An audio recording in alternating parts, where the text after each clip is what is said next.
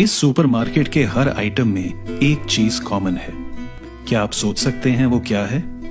जी हां, MRP tag, यानी maximum retail price का लेबल, जिस दाम के ऊपर वो वस्तु नहीं बेची जा सकती। और ये दाम कौन तय करता है? उत्पादक तय करता है वो अपना सामान कितने में बेचेगा। लेकिन क्या आपको पता है कि किसानों को अपने फसल की कीमत तय करने की आजादी नहीं है? जी हां, आपने सही सुना। जिस अनाज से आपका हर रोज खाना पकता है, पेट भरता है, उस अनाज को बाजारों में सही कीमत पर बेचने के लिए किसानों के पास आजादी नहीं है। दुर्भाग्य की बात तो ये है कि भारत में ही नहीं पर कई अन्य देशों में अधिकांश किसान अपने उत्पादन लागत को ही पूरा करने के लिए पर्याप्त पैसे नहीं कमाते हैं। सोचिए, दिन पर दिन सालों साल उत्पादन करते रहना बिना किसी आश्वासन के कि आप अपने उत्पाद से मुनाफा कमा पाएंगे या उसे बेच पाएंगे ही या नहीं, इससे किसान पर क्या असर पड़ता है? नेशनल क्राइम रिकॉर्ड्स ब्यूरो के अनुसार पिछले 10 सालों में 1 लाख से अधिक कर्ज में डूबे किसान आत्महत्या कर चुके हैं। यानी पिछले दशक में हर रोज औसत 30 किसान अपनी जान ले लेते हैं। इससे दुखद बात और क्या हो सकती है? लेकिन ये त्रासदी टाली जा सकती थी अगर किसान अपनी फसल MSP, मिनिमम सपोर्ट प्राइस या न्यूनतम समर्थन मूल्य के नीचे बेचने को विवश नहीं होता।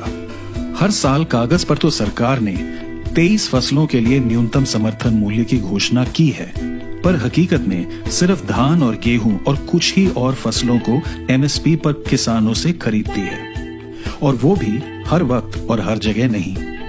इसलिए किसान कई सालों से मांग करते आ रहे हैं कि MSP को कानूनी जामा पहनाया जाए। अगर MSP को कानूनी बनाया जाता है तो ये कृषि उत्पादों के लिए सही प्राइस टैग बन सकता है। दिवंगत कृषि विशेषज्ञ MS स्वामीनाथन ने MSP कैलकुलेट करने का फॉर्मूला निकाला था, जिसे C2+50 फॉर्मूला कहा जाता है।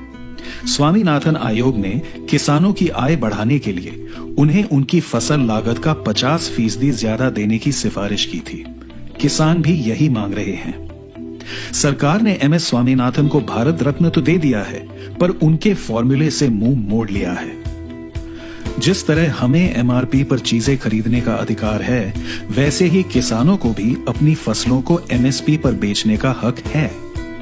अगर औद्योगिक घराने अपनी उत्पाद मनचाहे कीमत पर बेच सकते हैं, तो किसान अपनी उपज सही सुनिश्चित दाम पर क्यों नहीं बेच सकते? उन्हें मार्केट की मर्जी पर क्यों छोड़ा गया है? क्या ये दोहरा मापदंड नहीं है? MSP का ये मतलब नहीं कि सरकार किसान की सारी फसल खरीद ले, बल्कि कानूनी रूप से ये सुनिश्चित करे कि MSP के नीचे किसान अपनी फसल बेचने को मजबूर नहीं होगा। MSP किसानों का अधिकार है। इस अधिकार को पाने के लिए उन्हें हमारे सहयोग की भी जरूरत है। हम किसान का उगाया खाना तो खा लेते हैं, पर उसके अधिकार की मांग का समर्थन क्यों नहीं करते?